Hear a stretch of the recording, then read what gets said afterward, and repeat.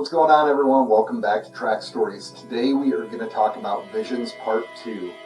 So, after we had done the first album and realized where we had gone with Visions 1, even though it got split into separate parts, it originally had gotten written as one solid piece before we segmented it out over the entirety of the album. And the vibe that we got off of Part 1, we wanted to kind of explore that a little bit more. And a riff that Chad had just been poking around with at one of our rehearsals, we realized kind of had that same vibe.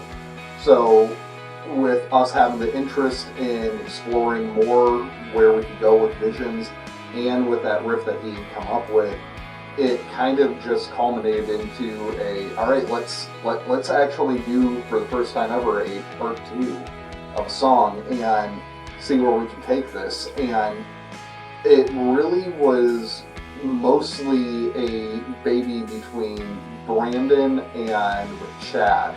Kind of like on the first one, where Jeff and I came in instrumentally, was more just to sweeten the pot, if you will. We weren't the most vocal of points. We kind of just were peppering in here and there to elevate the song and to kind of calm it down at certain points. But we were more there for dynamic than to actually be the supporting cast, if you will. And with that, it kind of led to Brandon went all in and really spent a lot of time considering where he wanted to go with certain parts and dynamic and evolution and crescendos and decrescendos and all that type of stuff with his part.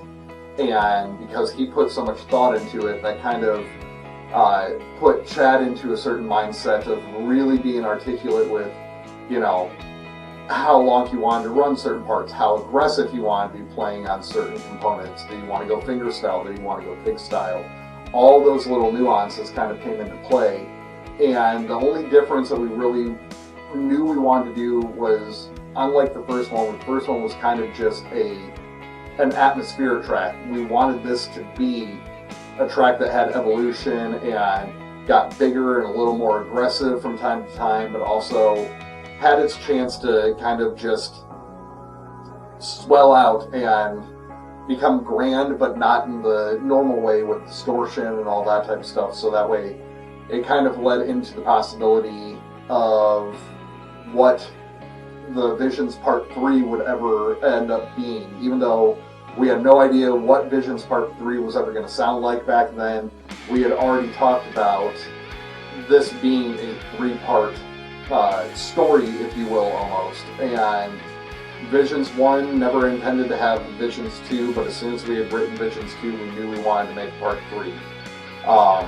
You guys will have to wait for the story on that one, because as some of you may know, that song is now written. So hopefully you'll stick around until that episode comes out. But until then, thanks for checking this out, and we'll see you in the next one.